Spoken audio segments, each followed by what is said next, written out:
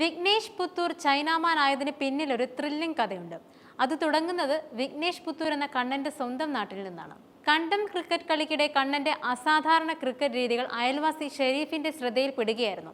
അന്ന് professional cricket കോച്ചിങ്ങിന് പോകാറുണ്ടായിരുന്ന ഷെരീഫ് കൊച്ചി വിഘ്നേഷിന്റെ ബോളിംഗ് രീതിയും ബാറ്റിംഗിലെ പ്രൊഫഷണൽ ടച്ചും ശ്രദ്ധിക്കുകയും അത് തന്റെ കോച്ച് പെരിന്തൽമണ്ണയിലെ വിജയകുമാറിനെ അറിയിക്കുകയും അവനെ കോച്ച് ചെയ്യണമെന്ന് ആവശ്യപ്പെടുകയുമായിരുന്നു.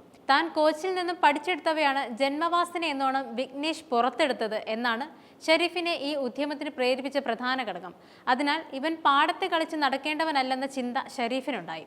ഇതിനിടയ്ക്ക് വീടിന്റെ തൊട്ടടുത്തുള്ള റോഡിൽ വെച്ച് ഷെരീഫിന്റെ ക്രിക്കറ്റ് കിറ്റ് ഉപയോഗപ്പെടുത്തി സ്റ്റിച്ച് ബോൾ ഉപയോഗിച്ച് പരിശീലിക്കുകയും ചെയ്തു. ക്രിക്കറ്റ് കിറ്റ് വിഘ്നേഷിന് ഏറെ താല്പര്യമുണ്ടാക്കുന്നതായിരുന്നു. ഇടംകയ്യൻ ഓഫ് സ്പിന്നറാണ് വിഘ്നേഷ് എന്ന് കണ്ട ഷെരീഫ് ലെഗ് സ്പിൻ ചെയ്യാൻ പറയുകയും അത് വിജയകരമായി എറിയുകയും അങ്ങനെ ക്രിക്കറ്റ് ലോകത്തെ തന്നെ അപൂർവമായ ചൈനാമാൻ എന്ന പ്രതിഭയുടെ പിറവിയാവുകയുമായിരുന്നു. അന്ന് ബ്രാഡ് ഹോഗ് ആയിരുന്നു ഇത്തരത്തിൽ ബോൾ എറിഞ്ഞിരുന്നത്. ചൈനാമാൻ രീതി സ്വീകരിക്കുന്നത് വിഘ്നേഷിന് എളുപ്പത്തിൽ ക്രിക്കറ്റ് മേൽവിലാസം ഉണ്ടാക്കിയെടുക്കുന്നതിനും ഏറെ ദൂരം താണ്ടുന്നതിനും സഹായകമാകുമെന്നും ഷെരീഫ് ദീർഘവീക്ഷണം ചെയ്തിരുന്നു. കോച്ചിന്റെ സമ്മതം കിട്ടിയ ഉടനെ വിഘ്നേഷിന്റെ മാതാപിതാക്കളെ കണ്ട് കാര്യം പറഞ്ഞു.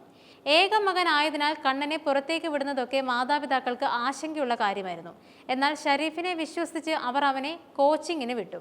നീ കൊണ്ടുപോവുകയും കൊണ്ടുവരികയും വേണമെന്നായിരുന്നു ഷെരീഫിന് മുന്നിൽ അവർ വെച്ച ഏക നിബന്ധന.